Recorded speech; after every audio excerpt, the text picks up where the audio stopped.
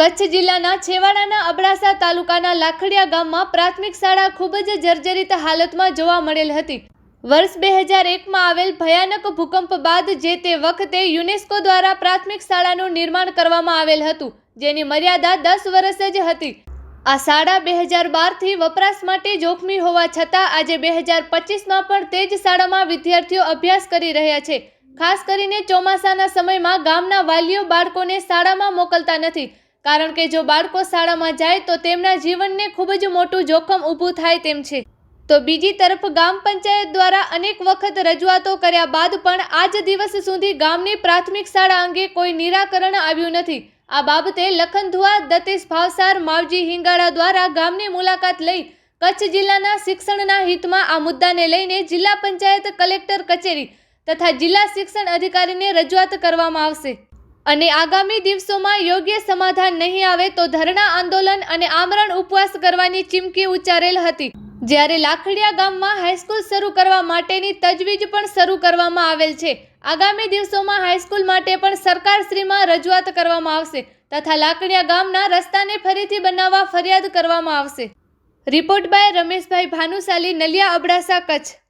અબડાસા તાલુકાના લાખડિયા ગામમાં જે સમસ્યા છે, એક તો ખાસ કરીને શિક્ષણ, અહીં આગળ જે શિક્ષણનું આપણે કહેવાય કે મૂળ ઢાંચો, જે બાંધકામ જે છેલ્લા 2022માં બનેલું અને ભૂકંપ બાદ તાત્કાલિક ધોરણે જે બનેલું, જેના પાયા પણ નાખેલા નથી, એવી સ્કૂલ આજે વરસાદની સિઝન આવે ત્યારે આખી પાણીથી ભરાઈ જાય છે। એક ખાસ વાત એ કહું કે અહીંના વિદ્યાર્થીઓ તાલુકા અને જિલ્લા કક્ષાએ સ્પોર્ટમાં બહુ આગળ છે।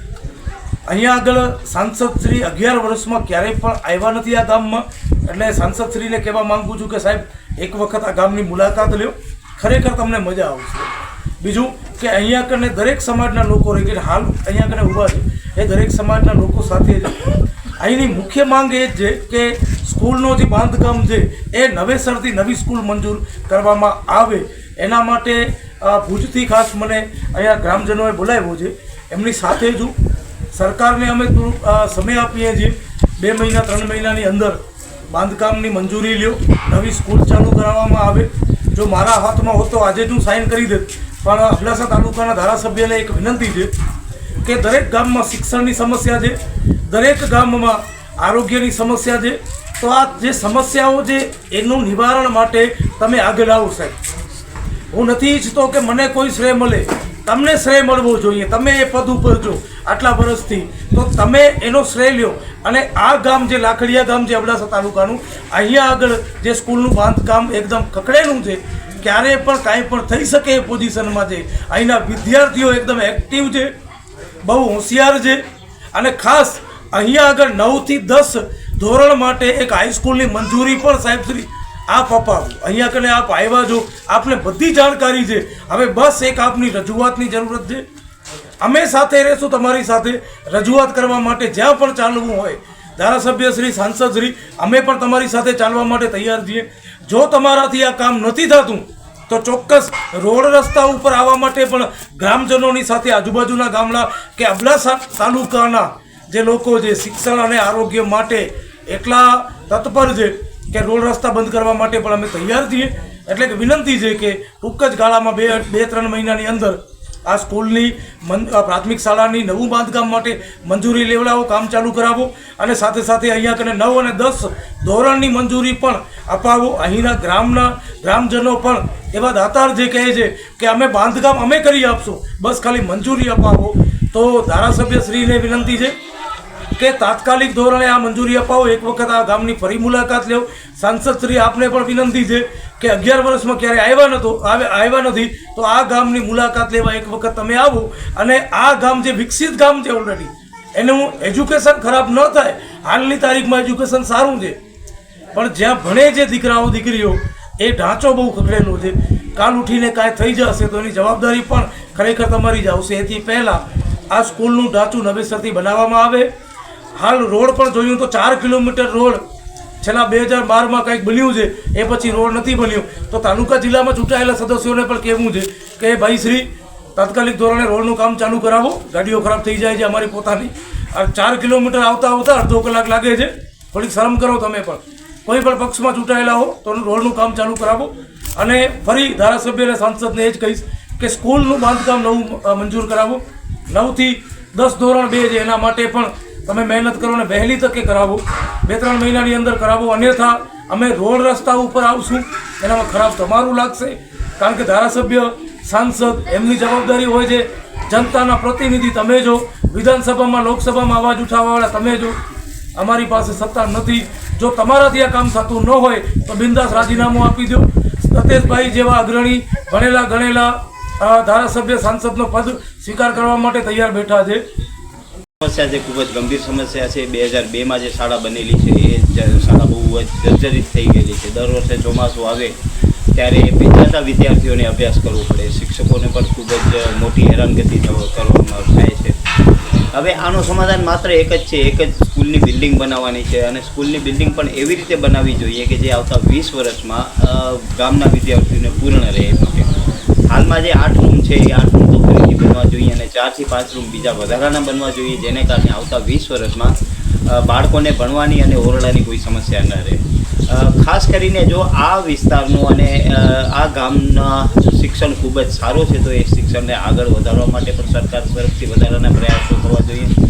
કેમ કે વિદ્યાર્થીઓ ખૂબ જ ટેલેન્ટેડ છે, એનું ટેલેન્ટ કેમ બહાર આવે. જે જિલ્લા લેવલે અત્યારે ખેલ મહાકુંભમાં આગળ વધે છે, રાજ્ય લેવલે અને દેશ લેવલે પહોંચે એવા પણ પ્રયાસો થવા જોઈએ.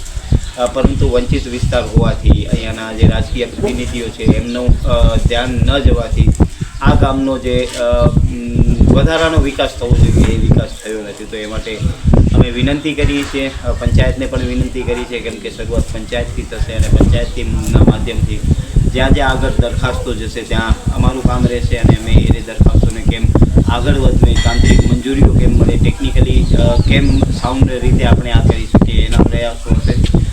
ખાસ આ વિસ્તાર એટલા માટે પણ અગત્યનો છે કે અહીંયા ગોરાડનો જે વિસ્તાર છે એ વિસ્તાર આવેલો છે અને અહીંયા સેન્ચુરી બનેલી છે. ગોરાડ વિસ્તારની સેન્ચુરી બનેલી છે ત્યાં ખેડૂતોને ખેતી માટેના લાઇટના કનેક્શનો આપવામાં આવતા નથી. જ્યારે સુપ્રીમ કોર્ટનો ઓર્ડર છે કે ઓવરહેડ વાયર ન નાખવા, પરંતુ ખેડૂતો પોતે ખર્ચ કરવા માટે તૈયાર છે અંડરગ્રાઉન્ડ વાયર નાખીને, પરંતુ PGVCL એમને કનેક્શન નથી આવતું. સિક્કાની બીજી બાજુ એ છે કે કંપની જે પવનચક્કીની કંપનીઓ છે એ ધોરી ધરાર દાદાગીરીથી બધી જગ્યાએ વાયરો નાખે છે. તેની અનેક ફરિયાદો થઈ છે. સુપ્રીમ કોર્ટની જે સમિતિ બનેલી છે એના સુધી ફરિયાદો થઈ છે, પરંતુ આપણા કચ્છ જિલ્લાના જે પણ કલેક્ટરો આવે છે, નમાલા કલેક્ટર હોય છે, એ કંપનીઓને ખોળે બેસી અને એમના વિરુદ્ધ કોઈ કાર્યવાહી નથી કરતા. જ્યારે આનો ભોગ ખેડૂતોને બનવો પડે છે. ખેડૂતોને વીજના કનેક્શન નથી મળતા, પરંતુ આ કંપનીઓ મોટાભાગે પૂંજીપતિઓની કંપનીઓ છે એ કંપનીઓ પોતાના વાયરો નાખે છે. એ ધોરી ધરાર અન્યાય થઈ રહ્યો છે. તો આ બાબતે પણ આવનારા દિવસોમાં જો તંત્ર નહીં જાગે તો અમારે આંદોલન કરવું પડશે અને ખેડૂતોને સાથે રાખીને આવનારા દિવસોમાં પણ અમે ખૂબ મોટું આંદોલન કરીશું. નામ છે ઈશા કુઠાર અને અમારા ગામમાં છેલ્લા 20 વર્ષથી સ્કૂલની બહુ સમસ્યા ગંભીર છે અને અમારા ખાસ કરીને આજે લખનદુઆ અમારા ગામની એક ફોન ઉપરથી અમારા ગામની મુલાકાત લીધી અને એ બદલ એનો પૂરો આભાર. અને ખરેખર લખનદુઆ અમને કમિટમેન્ટ કર્યું છે કે તમે આપણે બધા ભેગા થઈને સામાન્ય એક સભાના ઠરાવથી અને ભુજ સુધી હાલી અને આપણે એક મોટે પાયે આપણે આ જે બાંધકામનું પ્રશ્ન છે એને હલ કરશું. બીજું કે ગોરાડ વિસ્તારની વાત થાય છે તો એમાં પણ અમારા નાના મધ્યમ વર્ગના ખેડૂતો છે જેને બહુ જ તકલીફ પડે છે કે ખરેખર એના કારણે પાણીની વ્યવસ્થા છે પણ લાઇટના કનેક્શનો નથી મળતા. અને ખરેખર ખાસ તો એ જરૂર છે કે આમાં જ્યાં 4 કિલોમીટરનો રોડ રસ્તા છે, અમારા ધારાસભ્ય અહીંયા ઘણા વખત આવી ગયા છે અને જોઈને હાલ્યા ગયા છે અને આપણા સાંસદ સભ્ય 11 વર્ષની અંદર કોઈ દિવસ એક પણ આંટો નથી માર્યો. અમે એને ઘણી બધી રજૂઆત કરી છે. અમારા દલિતવાસમાં સમાજવાદી માટે છેલ્લા લગભગ 50 લેટર આપ્યા છે, ત્યારે પણ અમને આધાર નથી દેતા. અમે લખનદુઆને ભાઈને અમે એ જ કહીએ છીએ કે અમારી સાથે રહી તમારી સાથે રહેશું. અમે જેટલું આગળ વધવાનું હશે તો અમે ખૂબ ખાસ કરીને મહેનત કરશું.